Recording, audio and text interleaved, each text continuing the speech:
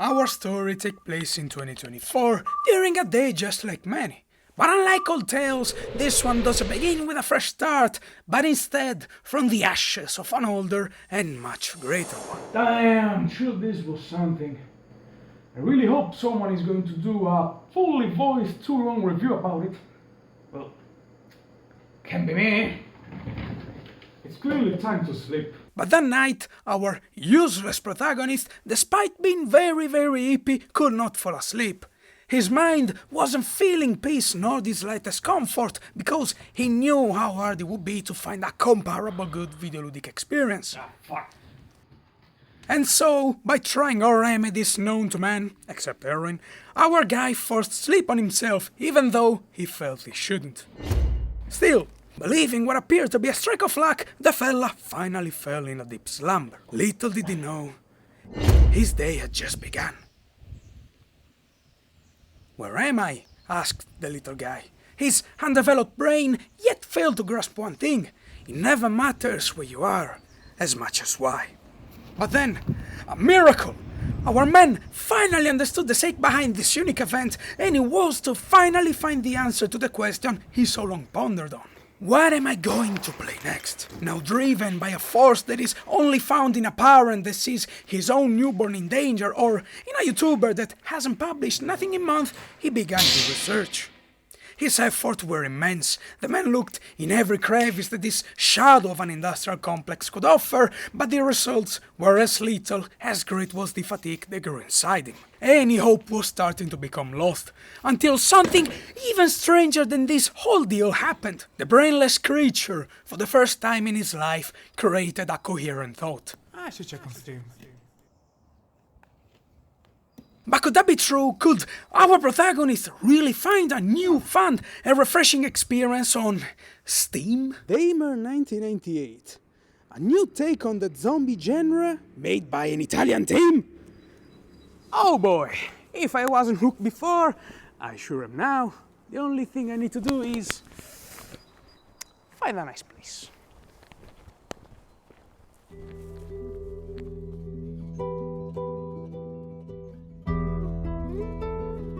Now, I would be lying if I told you that I picked this game for any other reason besides that I've been Italian, because let's be real here, the Steam page doesn't do a good job of presenting the game. The title and cover art don't really tell to the buyer what it's all about, and when you do find an image that does, your eyes are also greeted by the Unity-looking asset, which suggests that this game may have been developed with a budget of a Kinder Bueno and a plate of spaghetti al sugo. But you know what they say, never judge a book by its cover, even though the cover is always specifically designed in a way so that the content of said book can be judged. Let's go. The game starts by asking what playstyle you prefer. Modern Take. It gives the player a unique action horror experience that can only be found in 99% of current releases, but with worse graphics and animations. Or Classic 90s mode. Play the game as intended. Welcome back to the real survival horror. Well, what can I say? Yes, Daddy, sign me up. The story begins in the best way possible, by introducing 5 characters all at once while dumping 8 liters of lore in the player's face. Thankfully though, in between the monologue of a guy who talks like he's God and the bickering of a special team that argues like 8 years old about events that we as players don't know or care about, one thing is made really clear. Somewhere in yet another top-secret laboratory, the usual super deadly and highly infectious virus escaped containment, making a hell of a mess, and we must secure this sensitive data while keeping the matter secret. Now, let's get something out of the way immediately. This game ain't a masterpiece, but you already got that from the duration of the video. And so, why am I here wasting your time? Well, simply because today I would love to talk about 2 things. Wasted potential and potential fraud, because Invader Studio was this close to create a legendary franchise, something that could have easily fought the likes of Silent Evil, but deliberately chose to fail in the worst way possible. But please, before we dive deeper into the story, please consider subscribing. It's totally free, and if you do, I will copy Pyrocynical even more.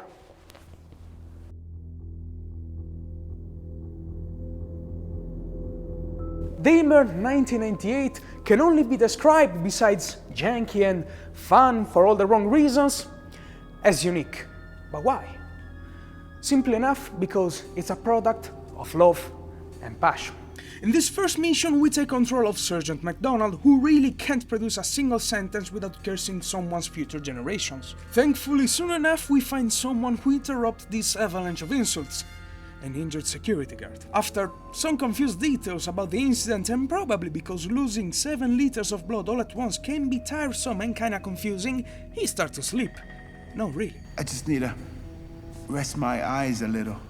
And funnily enough, he's here where the game introduced the players to its key mechanic. So as every good Call of Duty player will do, just reload. No! Every time you reload a gun, you're forced between 2 options. Perform a full reload by holding down that button, or you just dump that shit on the ground. Hell yeah! And I know what you're thinking. Or just some bullet. Just place in a new one. And yeah, you're right. Except that you aren't, because it's Daymare nightmare we're talking about. And besides losing all your bullets, you also use your magazine, because in here magazines are physical items, and when you empty all of them, you must use the beautifully designed inventory to fill them up, leaving you vulnerable. Just amazing. Until you realize that opening inventory after every zombie kill to fill the magazine can be a bit repetitive, but we'll talk about this in a moment. Meanwhile, let's discuss the enemies, because such realism really makes you wonder what kind of foes we're going to fight. And the answer is simple enough: slow zombies. Which, to be fair, it works incredibly well with these mechanics, especially when the fights are spiced up by the 2 special enemies. One that spits acid, and the other that spits oimate while it repeatedly stabs you. Not a great variety, but considering the short duration of the game, it gets the job done. Unfortunately though, here is also where things start to kinda fall apart. Not knowing how many total bullets or spare magazines you have is great, and it really adds that tension to every encounter. What is not great is having to endure a long animation for an inventory that is, yes, beautifully designed, but also janky to use after every zombie killed only because you wanna fill your handgun with bullets. And this is not a case of me doing it because I'm stupid. Well, I mean also, but because the game is specifically designed to keep you on the edges with its slow-moving characters and high-damage enemies, and when someone is constantly anxious, you know what they do? They keep their gun ready and loaded at all times, especially when the main workhorse of the game have one of the wackiest damage output that I've experienced. Shotguns and big pistols, like the Desert Eagle and the revolver, are a guaranteed one-shot on normal zombies. And usually even the Glock and the Beretta are, except when they aren't. I'm not complaining about the fact that even the normal pistol isn't a guaranteed one-shot.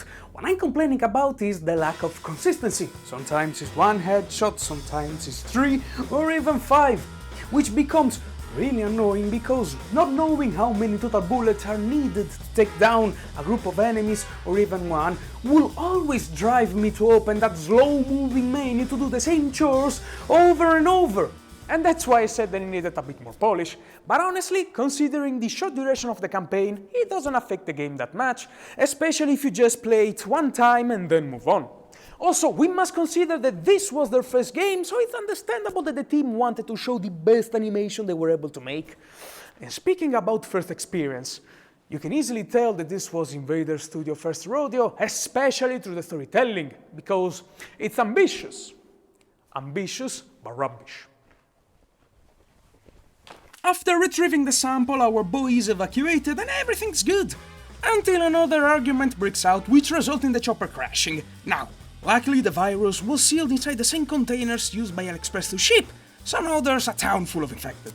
In the meantime, the game introduced Samuel, who is currently working in a watchtower, and since he is one of the best state workers out there, after his wife finished the call, he happily starts to sleep knowing that his full day of work has just begun, and after it, he will see the love of his life. Weirdly, after the screen cuts to black, we don't take control of Sergeant Trump, but instead the campaign continues with Samuel.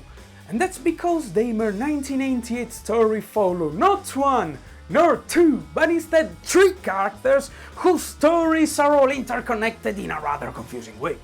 and the result is an absolute gem, almost a masterpiece, if it wasn't for the repetitiveness intrinsic to its gameplay, but also because it feels like there is a 4-hour gap in the story, and I suspect that Invader Studio either ran out of money or they really didn't know how to further develop it, probably due to them coding the game alongside the writing of the story. Without many details, after we play as Samuel for the first time, the game sets up a conflict between him and another playable character, Raven. And it must be said, both of them follow a pretty good story arc, but I especially loved Samuel's one because it had some of the best environments I played in a horror. And the problem is, after we go through this hunt driving both characters as close as possible to their objective, he literally disappears, only to literally pop up at the end when Raven goes through hell. Like, fuck, man, literally 4 hours of story were cut or never imagined in the first place. But again, let's keep in mind that this was their first game as a team, and honestly, the mechanics mix incredibly well with the tone and pacing of the story that try to not hold back anything, showing some pretty gruesome stuff, which is consistently ruined, or if you're pretty high, enhanced by the terrible voice acting. So, overall, Daymare 1998 is a unique and fun experience that you should enjoy. It's out on basically everything and costs absolutely nothing. Now, with his silly little video completed, the man went to enjoy some well-deserved rest. But unfortunately, the video doesn't end here. Oh, you wish it did. Even I do, since Apple didn't pay me, and later I may cut his break line. But now, that's not important. What's important is that we must dive deeper in this hellhole, which represents how little hope I have in the studio. And that's because 4 whole years later, Invader team realized one of the worst videoludic products that I have ever played. So incredibly vile that I cannot even call it a game. And its name is Daymare 1994 Double Point Sandcastle Point. But before explaining to you why this sequel, which works as a prequel, can almost be considered theft, I would love to talk about something else, something that doesn't only apply to the gaming industry, but to everything. And I, in my limited brain, believe it to be one key aspect to have success in life. With that being, to have the modesty of learning from your mistakes and improve what needs to be improved. With that being your diet, editing skills, or game mechanics. And you already know that I wouldn't be here talking about it if improving wasn't a concept completely alien to Invader Studio. And if I sound pressed about this whole deal, it's because I am. Firstly, for a matter of national pride, and second, because I absolutely loved Daymare 1998. It was the perfect game to have some fun and relax after I finished that massive Darkwood review, which didn't do as well as planned. But also because I firmly believe that it has some of the best mechanics out there. Mechanics that, if improved and implemented in a sequel, would have resulted in an all-time great. But this is not the case, because Invader team deliberately chose to manufacture fertilizer over jewelry. So, without many spoilers, let's see why Daymare 1994 Double Point Sandcastle Point is just wrong on every single level or aspect or whatever you want to call it. The game starts by following tradition, in a rather confusing way, after which we're introduced to our character, Daymare. And first thing first, which is literally the only improvement over the first one, are the graphics. The models look way nicer while managing to appear deader than ever, and I can't really put my hand around it, but I believe it has to do something with the realistic appearances, while the movement are janky as shit. I don't know, can someone take this shit out of my face, please? This is creeping me out. After learning that our protagonist is inventor of the first smartwatch in history, our heroes receive the call because, as we saw, wacky things have happened, and not in a random laboratory as usual, but instead in the most secret yet worldwide known military base in mankind, Area 51. And surprises don't stop here, because the developers made humanity a favor by making sure that they won't land another job in the industry, since the credit rolls now, and not at the end, when no one would have seen them. Anyway, Area 51 sounds interesting, right? Yeah, but only in an auditive way, since the team made sure to make the environment as empty, bland, grey, big and massive as possible, and as you explore more and more, an idea starts to creep in, kinda like a spider reaching a prey on its web. Only that you aren't the spider reaching an idea, but instead the opposite, where you are the trapped prey and Invader Studio is slowly reaching you to take your money from your wallet. And that's because the idea isn't that this fella made the environment so big and empty to make me waste a certain amount of time before I start to miss my money? Nah, it can be. I'm sure that theirs was an honest mistake. It's not like the previous title had perfectly sized environment that fitted the storytelling, in which exploration was even rewarded by finding secret rooms filled with juicy stuff and lore things. While in here you find literally nothing. Yeah, just an honest mistake. And to defend the honor of Daymare 1994 double point Sandcastle point from myself and prove its greatness, let's talk about the game's weaponry. But to do so, let's briefly see how it worked in Daymare 1994. The first title in the series had just a few toys, each unique to a character. Samuel had access to a Glock, pump-action shotgun and a chunky revolver. Raven, the Beretta, semi-auto shotgun and Desert Eagle, whereas this guy, a Glock and an absolutely overpowered MP5. And truth must be said, exception given for the MP5, they all feel the same. And I know that it must sound strange after everything I said, but Invader Studio managed to make the impossible. After a deep research, Invader Studio understood that every gun needs its own uniqueness and perks to feel a valid addition to someone's armory. So they solved the problem by cutting out all guns from the game, and I shit you not, that's what they done. How on earth, as a developer, you thought and then convinced yourself that depriving the player from the pleasure of finding new toy to face off videoludic enemies would be a good idea? I mean, finding new instruments of self-defense is one of the best feelings in the world, let alone the rewards we feel once we understand how to properly use them and melt everything. Yet this mumbling moron saw all of this, I went, nah, you know what? 2 guns is the answer, and the unfortunate fuck who's playing this will also have them from the start. At least their heart won't suffer from the thrill of feeling some sort of reward from playing this shit. In fact, the only thing you'll find are medkits, bullet, some Kaio thing that we will soon discuss, and cabinets containing upgrades for your only 2 guns, which in these big ass environments are always placed in plain sight. Also, 2 fucking guns, and they managed to make the shotguns incredibly OP while the MP5 success. 2 guns, and they didn't even bother to balance them.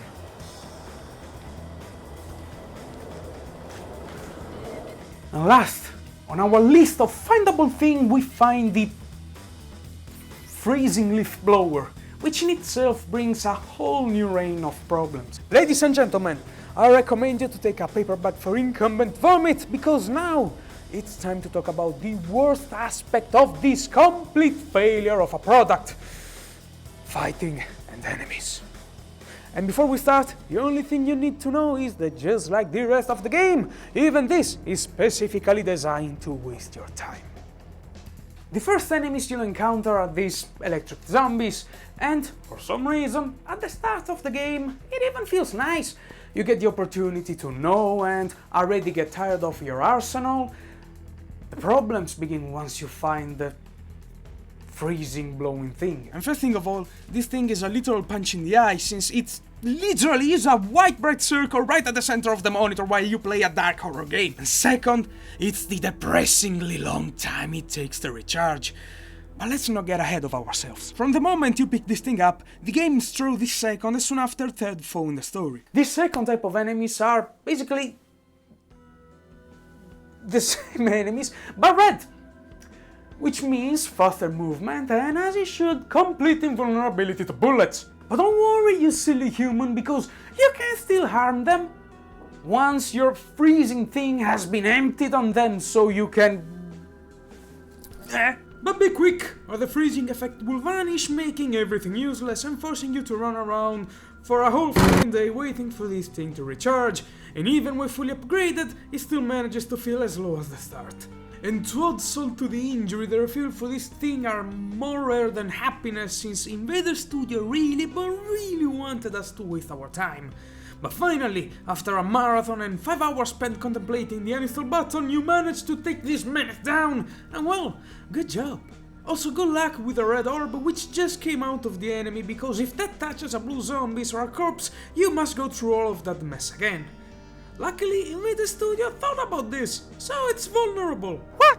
No, not the bullets, you cretin! Of course you must use the freezing thing, which of course is empty because you just used it to freeze that zombie you just ended. But hey, we still have a third enemy to see. Maybe this one will save the entire game. And the same things goes for the third type of hostiles, but thankfully without the orb madness. Only that these fellas are even more tanky and bastards than the invulnerable ones. Even though they aren't immune to leads, these folks must be freezed, because if they do as little as just to touch you, you're done. It literally is a one-shot kill, but most of the times you can even freeze them because there are other normal and red zombies and you must use the ice on them. But that thing gets empty in a matter of seconds and fully minutes, so you must run in circles just to have a single opportunity to take down one enemy. But the third fellas are just slightly slower than us, which makes aiming very hard because you have to run or it's a one-shot death. And by doing so you miss some freezing juice, so now you have to run again. It's garbage, pure filth, solely designed to waste your time in an attempt to exceed that 2-hour mark so they can keep your money. And you know what? It will be fine. It really will be if this was their first game. But what makes it even worse, and I'll say it, almost criminal, in my opinion, is that they purposely ignored everything positive that the first game had just to pump out some waste, some pure waste, to try to lure their bunch of fun to give the money, basically dooming a franchise just for the sake of having a couple of bucks more. I don't know, fellas, you know what? This game's success. And yeah, folks, you may have noticed my... Leave it to me. You may have noticed that my schedule kinda slowed down, but that's because I got a job, so things are kinda slow. Now I have relieved my cameraman of any responsibilities. They are watching me in a wacky way. Fuck you! I will keep posting. I also have a couple of projects that I'm sure you're gonna like. But until then, from me is for now everything. And if you made it this far, please consider subscribing. It's free until it isn't anymore. So yeah, fellas, have a nice spring, go fishing, do drugs, I don't fucking know, just don't buy Daymare 1994. Please don't do it. Have a good one. We're good. So, time to smoke, bro. Salute.